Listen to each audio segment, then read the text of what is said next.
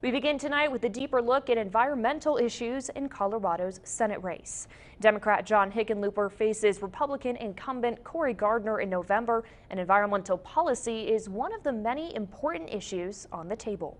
Adrian Thomas caught up with both candidates earlier today, and he joins me live in studio with more details. Adrian?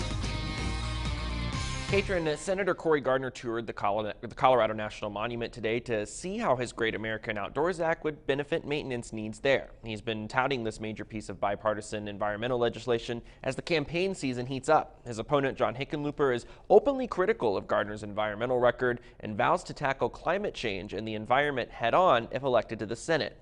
Promises include rejoining the Paris Climate Agreement and investing government dollars into climate technology research. I caught up with both candidates to get a better idea of their environmental policies. On Tuesday, Senator Cory Gardner visited the Colorado National Monument on the heels of the Senate passing his Great American Outdoors Act. We asked him what other environmental issues he still wants to tackle in the Senate. A passage of legislation on the Wildfire Technology Assistance Act, promoting renewable energy and opportunities on our public lands as well for renewable energy. We also asked his opponent about key environmental issues in his campaign. Clean air and clean water is something that everybody in Colorado cares about. It's part of who we are.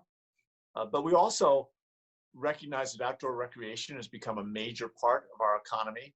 In this major Senate race, both candidates say they are champions for places like national parks and public lands, but John Hickenlooper is very vocal about his differences from Cory Gardner on climate and energy policy.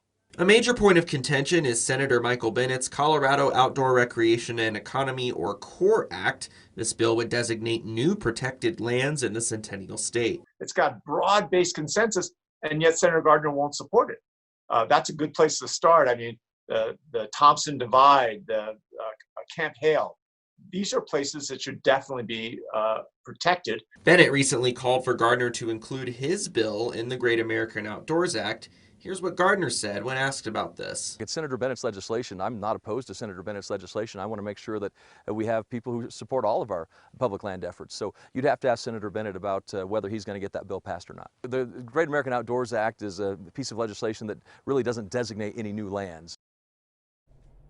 Now, I also asked the candidates about their opinions on President Trump's recent appointment of William Perry Penley to head the Bureau of Land Management headquartered here in Grand Junction. Hickenlooper opposes the nomination, saying Penley is too eager to sell and lease off public lands. Gardner tells me he's waiting on a Senate hearing and formal nomination process with Penley before making up his mind. First on the Western Slope and live in studio, Adrian Thomas, KREX 5 News.